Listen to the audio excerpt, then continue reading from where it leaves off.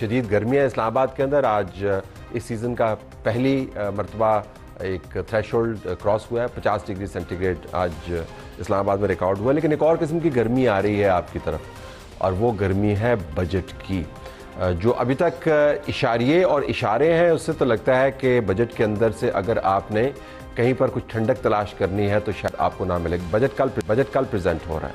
जो इशारे हमारे पास आए हैं वो इकनॉमिक सर्वे के ज़रिए आए हैं।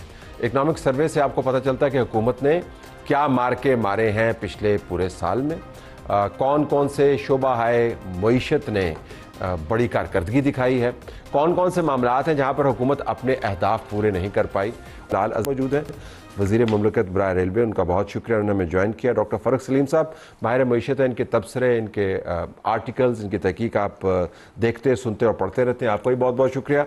हमारे पास डॉक्टर उस्मान राना साहब मौजूद हैं जो बर्मिंघम सिटी यूनिवर्सिटी से जिनका ताल्लुक़ है और पाकिस्तान पर वो एक ज़ाती दौरे पर आए हुए हैं, तो हमने इनको आज रोप इन कर लिया। माहिर मईशत भी आपका भी बहुत बहुत शुक्रिया।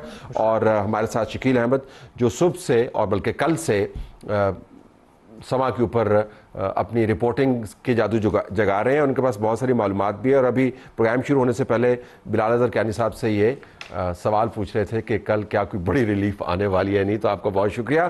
तो डॉक्टर साहब, जब आप बाहर से बैठ के देखते हैं मईशत को और ये तमाम साल के अंदर जो ऊंच नीच हुई, और जब आप ये क्लेम्स देखते हैं जो आज फाइनेंस मिनिस्टर साहब ने दिए, हमारे पास दूसरे क्लेम्स हुए, I am sure Shakeel will reflect on that, तो आपको क्या तस्वीर बनती हुई नजर आती है पाकिस्तान की मईशत की? सबसे पहले तो बहुत शुक्रिया प्रोग्राम में मदऊ करने का। बिल्कुल मैं इत्तेफाक करूंगा दोनों मेहमान के बात से थोड़ा थोड़ा। माइक्रो इकोनॉमिक स्टेबिलिटी तो नो डाउट ये हुकूमत लाने में कामयाब हुई। अगर आप पोस्ट वॉर देखें, ट्रस्ट इंक्रीज़ हुआ बहुत पब्लिक का, और साथ ही साथ आपके जो लेंडर्स हैं उनका भी ट्रस्ट डेवलप हुआ, जो उन्होंने मेंशन किया। Even US authorities, they offered a trade, so which is a good sign. Russia also interested in steel mill. But on the other side, the worry part is this large manufacturing sector. आपका जो सर्वे के अंदर देखते हैं हम, आपको क्या नजर आता है? जो लार्ज मैन्युफैक्चरिंग सेक्टर है वो इस टाइम अंडर परफॉर्म कर रहा है as compared to small manufacturing sector, and the basic reason behind is that we are putting more taxes on the large manufacturing sectors. So we have to incentivize them. अभी हम 45% tax उनको कर रहे हैं, तो अगर ये 25% या 30% पे भी आ जाता है तो that will be a great. तो बड़े इंजन के साथ आपने खींचना है बड़ी मईशत को, तो उसके लिए आपको लार्ज मैन्युफैक्चरिंग सेक्टर।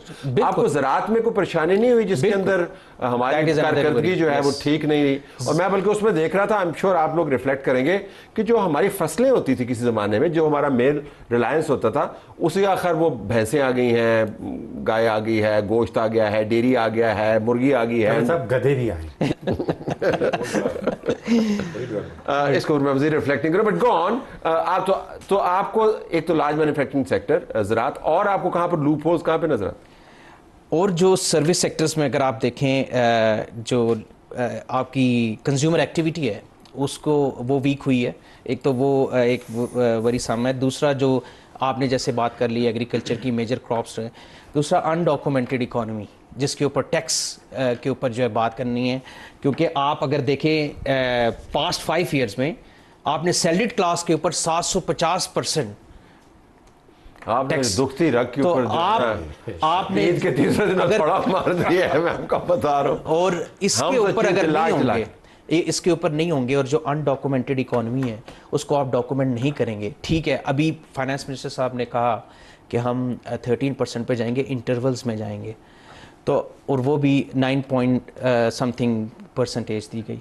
लेकिन बात ये है कि आप जब तक आप गोल्ड को देख लें, एक एग्जांपल देते हैं, उसका जो लीगल है वो 13% है, और जो उसका स्मगलिंग है वो 87%। आपने डॉलर को कंट्रोल किया, जो गवर्नमेंट को क्रेडिट जाता है, जिससे आपकी मईशत मुस्तहकम हुई, आपने उसकी स्मगलिंग रोकी। अगर आप जो रिटेलर्स हैं, जो ख़ास तौर पे इस तरह के लॉबीज़ बन के आ जाती हैं, गोल्ड की एसोसिएशंस आ जाएंगी, और वो उनके साथ अगर आप इस मामले में नहीं करेंगे तो मसला, तो आपके पास बहुत से एरियाज है जहां पर आप एग्रेसिवली इंटरवीन कर सकते हैं, वो आपको करना है। एक और बात तलत साहब मैं इसमें ऐड करूंगा कि बजट को खामोश नहीं होना चाहिए ह्यूमन डेवलपमेंट इंडेक्स में।